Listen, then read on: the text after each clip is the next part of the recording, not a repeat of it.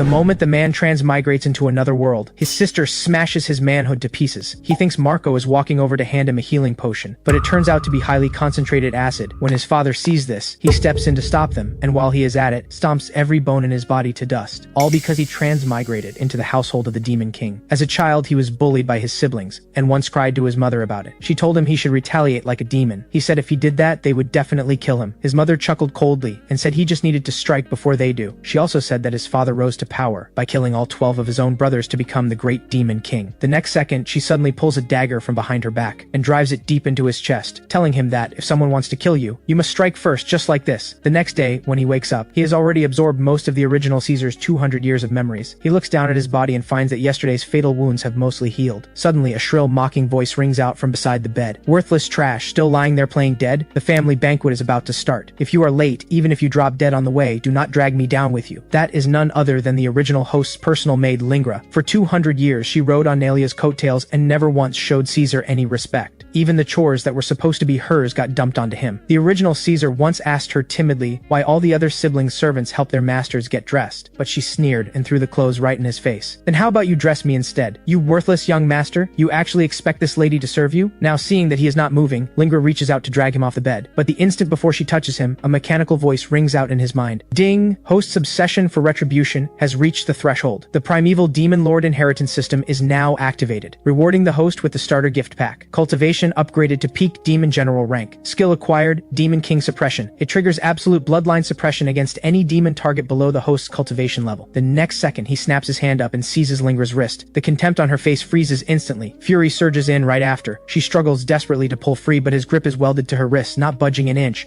Shocked and enraged, she gathers a wisp of demon energy in her other hand and swings it straight at his face. His eyes go cold. He tightens his grip just slightly, and a sharp crack echoes through the room. Her wrist bones shatter to pieces under his fingers. Lingra collapses to her knees in agony, nothing left in her eyes but sheer terror. He plants his foot on her face, his voice perfectly calm. All those years you bullied me, withheld my food, and made me do your labor. Today, that debt gets settled. Lingra trembles violently, kowtowing non-stop and begging for mercy. Young master, I was wrong. I will never do it again. Please spare me just this once. Without another word, he sends a blast of demon energy into her body, destroying all of her cultivation, and orders his subordinates to throw her into the goblin demon lair, where from now on she will breed offspring for the goblins day and night. He pushes the door open and walks out. Just as he turns the corner of the hallway, he runs into a pudgy-faced boy. It is the original host's seventh brother, Darian. His mother was one of Satan's concubines, who lost all favor after Caesar's mother arrived. So from a young age, she filled Darian's head with twisted hatred, directing all her resentment onto Caesar. Darian's favorite pastime was cornering Caesar with his lackeys, beating him bloody every single time. Darian sees him and freezes for a moment, then a vicious grin spreads across his pudgy face, dripping with mockery. Well, if it is not the Demon King Palace's favorite piece of trash, Caesar, you took that much damage yesterday, and you are still not dead? His four lackeys burst out laughing around him, already gearing up to jump in for a group beating. While talking, Darian raises his hand, gathering demon energy, and lunging at Caesar's chest. But the instant his hand is about to touch Caesar's chest, Caesar sidesteps and backhands him across the face with full force. That single slap sends Darian flying 3 or 4 meters through the air. He slams hard into the solid nether rune wall, half his face swelling up like a balloon on impact, teeth flying from his mouth. The laughter dies instantly. Every lackey freezes in place, eyes wide, faces full of disbelief. Darian's eyes burn with venom and rage as he screams, "You worthless trash! You dare hit me! I will kill you!" Roaring in fury, he surges all his demon power, his peak demon master aura erupting instantly. Both fists wrapped in thick black demon energy, he throws them straight at Caesar. This is the result of 150 years of hard cultivation, which ranks him about average among the siblings. In the past, the original Caesar could not even take a single punch from him, but the man standing here now is no longer that weakling. His figure flickers, and he appears behind Darian like a ghost. And before Darian can even react, he kicks him savagely in both knees. 2 sharp cracks ring out in quick succession. Both of Darian's leg bones snap clean. He lets out a blood-curdling scream and drops to his knees before Caesar. Caesar grabs him by the hair, forces his face up to meet his gaze, and speaks in a voice cold as death. "All those times you cornered me with your pack and humiliated me, did you ever think this day would come?" Darian is nearly blacking out from the pain, yet he still talks tough, swearing his father and Nalia will skin Caesar alive. Caesar lets out a cold laugh, raises his hand, and delivers 2 more slaps to the other side of Darian's face, knocking out every last tooth. He lets go, and Darian collapses to the ground like a pile of mud, completely passed out from the pain. The 4 lackeys are scared out of their minds, all dropping to their knees and begging for mercy. Caesar sweeps his icy gaze over them. "A bunch of ants are not worth my effort. Take your master and exile him somewhere far away. With a face like that, he will fit right in." Then he turns and walks toward the dining hall without looking back. But as he passes the steward's office, he catches something off. The demon wood door blocks most sounds, but peak demon general senses still pick up the faint hum of a communication crystal. He presses his ear to the door and finally makes out the conversation inside. "Rest assured, Your Holiness, I will never let him awaken his bloodline, or the plan we laid all those years ago will be ruined. I have already arranged everything. At the banquet, I will provoke the first, second, and third highnesses into attacking him together. Even if he has had some lucky encounter, he cannot possibly withstand all three of them at once. That will put an end to Elaine's last shred of hope." "Elaine?" His heart jolts. "What plan? And why does it involve my mother, Elaine?" He darts away in an instant, hiding in the shadow of a hallway pillar. The next second, the office door swings open and the steward strides out, scanning left and right before heading toward the dining hall. In the Demon King Palace, he normally only displays mid-tier demon general cultivation. But as he moves briskly now, Caesar clearly senses the aura hidden inside him, peak demon martial level power. He has been hiding a full 2 major realms of cultivation. The instant the steward is about to pass the pillar, Caesar flashes behind him, concentrates all his demon energy into his palm, and clamps his throat like an iron vice. At the same time, his other hand forms a ball of ultra-compressed demon energy, and seals every energy channel in the man's body. The primeval bloodline pressure from the Primeval Demon Lord erupts in an instant, even with peak demon martial cultivation hidden inside him, under the most primal bloodline suppression of the demon race. His demon body goes rigid instantly. His demon energy flow grinds nearly to a halt, and he cannot muster even a shred of resistance. The steward never in his wildest dreams imagined that, after hiding for 200 years, he would be taken down in a single move by the trash everyone used to bully. Forcing himself to stay calm, he demands, "What do you think you are doing? I am the steward personally appointed by His Majesty the Demon King. If you lay a hand on me, His Majesty will not let you off." Caesar lets out a cold scoff. "Whether His Majesty lets you off, I do not know. But what I do know is that spying for the pontiff of the divine race and betraying the demon realm makes you the first one His Majesty will not spare." The steward's face turns white as a sheet in an instant. He cannot fathom how his airtight cover has been blown on the spot by this so-called trash. He desperately tries to burn his spirit essence to escape, but Caesar gives him no chance. With a slight squeeze, a sharp crack rings out as his throat is crushed. At the same time, a blast of concentrated demon energy tears through his body along every energy channel, ripping his spirit essence to shreds without leaving even a chance at reincarnation. Ding! Host has successfully eliminated a divine spy embedded within the demon race. Reward 1,000 demon cores. Skill acquired, Eye of Revelation. The moment the system notification fades, a cool energy flows into both of his eyes, and the world before him transforms in an instant. He can clearly see the trails of demon energy flowing through the air, and even faintly make out the cultivation currents and restriction seals inside living beings. Looking down at the steward's corpse, the Eye of Revelation immediately pierces through the residual divine restrictions inside his body, and reveals a hidden chamber concealed behind the office wall. He turns and walks into the office, opens the chamber following the Eye of Revelation's guidance, and inside, just as expected, lies all of the steward's communication records with the divine race, along with a thick ledger packed with names, listing every divine informant inside the Demon King Palace who was in contact with him, 37 in total. So for these past 200 years, the Demon King Palace has long been infiltrated by the divine race's intelligence network. Using the steward's position, they incited infighting among the royal family, monitored his father's every move, and aimed every attack squarely at him, Elaine's son. He picks up the ledger, his fingertips brushing across the name Elaine, the questions in his heart growing deeper. Who exactly is his mother? Why would the pontiff of the divine race go so far as to plant such an enormous web inside the Demon King Palace, all to ensure his death? For 200 years everyone cursed her as a traitor who betrayed the demon race. Yet when this divine spy spoke of her, his voice was drenched in bone-deep fear. Could that dagger she once drove into his chest, and those ice-cold words, "strike first," be hiding a truth that neither he nor the original Caesar ever knew? Countless questions flood his mind, but he knows now is not the time to dig deeper. The family banquet is about to begin. He casually stores the communication crystal and the ledger into his system space, then burns every last trace in the chamber with demon flame and walks out of the office. The Eye of Revelation sweeps across the hallway, and he clearly spots that several of the patrolling guards carry divine restriction seals identical to the steward's. Every one of them is an informant on the list. He does not make a move yet. At just peak demon general cultivation, even with Demon King suppression and the newly unlocked Eye of Revelation, he cannot pull out every nail at once without alerting the bigger fish lurking in the shadows. Besides, there's a grand show waiting for him in the dining hall just ahead. A cold smile curls at the corner of his lips. He lifts his foot and walks toward the dining hall. That was just an appetizer. The real reckoning has only just begun. Inside the dining hall, taunts and insults fly his way. That trash probably does not dare to show up, right? After taking that much damage yesterday, even if he's not dead, he will be bedridden for at least a year. I bet he is just hiding. Coming here only means more insults and probably another beating, so why bother? A piece of trash who cannot even cultivate demon power is just wasting our race's resources by staying alive. If His Majesty had not kept him around, I would have thrown him to the abyssal dark dragons long ago. He raises his hand and pushes open the heavy doors. The laughter inside dies instantly. Every pair of eyes snaps onto him. First comes shock, then undisguised mockery and malice. Every single one of them immediately activates their demon power to probe his cultivation. But the primeval demon energy inside him perfectly masks every trace of his aura. All they sense is the same old, zero magic power trash tier reading as always. After a brief silence, Vera is the first to speak. Her voice drips with contempt. "The trash can actually crawl out of bed. I thought you had already died and rotted away in your room. Looks like you were relied on some pathetic life-saving trinket. Then again, you were born from that traitor woman, so of course she left you something shady. The traitor woman she speaks of is his mother, Elaine. It is the go-to insult everyone in the Demon King Palace uses against him. In the original host's memories, every time he heard those words, a deep, bone-level shame and pain would wash over him. But today, all that comes to mind is the steward's message. Put an end to Elaine's last shred of hope. The doubt in his heart deepens. Another layer. Marco joins in with a laugh, toying with a crystal vial in his hand. It still holds half a bottle of highly concentrated corrosive demon acid. His eyes are vicious. Looks like my acid was not strong enough. It did not even melt that face of yours. The rest of the siblings burst out laughing along with him. The great demon King Satan sits at the head of the table, watching with cold eyes, showing no intention of stopping any of it. Caesar is not the least bit surprised. In the original host's memories, his father was always like this, watching with cold indifference as every sibling bullied and humiliated him. And just yesterday, he personally crushed every bone in Caesar's body. In Caesar's eyes, he is nothing but a cold-blooded, heartless father. He walks slowly to the table and stops right in front of Vera, his eyes perfectly still, his voice calm yet laced with bone-chilling frost. Yesterday, you ran a sword through my heart. Today, that debt gets paid. Vera hears this and reacts as if she has just heard the joke of the century. You, a worthless piece of trash trying to get revenge on me? I think that stab yesterday went through your brain and made you lose your mind. As she speaks, she draws the sword at her waist and thrusts it straight at his chest once again. But the instant the blade is about to reach his chest, he raises his hand and catches the razor-sharp tip between two fingers. Time seems to freeze in that moment. The smile on Vera's face locks in place. She pushes with everything she has, but the blade does not budge. Vera screams with a twisted expression, "You worthless trash! How can you possibly catch my sword? What kind of dirty trick are you using?" He applies just a bit more pressure with his fingers, and with a sharp snap, the demon sword forged from adamantine breaks in half between his two fingers, gripping the broken blade tip. He swings it back and slashes across her shoulder. Vera lets out a piercing scream and stumbles backward, her eyes now filled with venom and a barely perceptible trace of fear. "You dare wound me? I will kill you!" she roars, surging all her demon power. Her peak demon martial aura erupts in an instant, sending the demon energy throughout the entire hall into a frenzy. Cracks spider across the floor. Among all the siblings, she ranks second only to Marco at the very top. The rest of the siblings watch with great interest, waiting to see Caesar torn apart by a raging Vera. In their eyes, his catching that sword and wounding Vera just now was nothing more than a sneak attack aided by some treasure. There's no way he can be a match for Vera at peak demon martial, but he stands his ground, not a shred of fear on his face. Ding! Detected lethal threat to the host. Primeval Demon King physique passive triggered. Same realm damage reduction increased to 80%. Demon power amplified threefold. Fourth layer of the Primeval Bloodline seal has been broken. Vera's fists wrap in world-shattering demon energy and come crashing down on him. She throws everything into this punch, clearly intending to kill him once and for all. He does not dodge. He throws a punch of his own, and ultra-refined primeval demon energy forms a black shockwave around his fist. The two forces collide head-on. A black shockwave blasts outward, reducing every table and chair nearby to dust. Several siblings standing too close are thrown stumbling backward by the blast. Vera is sent hurtling through the air, slamming hard into the nether rune wall of the dining hall. A mouthful of black demon blood sprays from her lips, staining the front of her robes crimson. Every demon channel in her right arm shatters completely. The arm is finished. Ding! Host has successfully punished Vera. Core dominance established.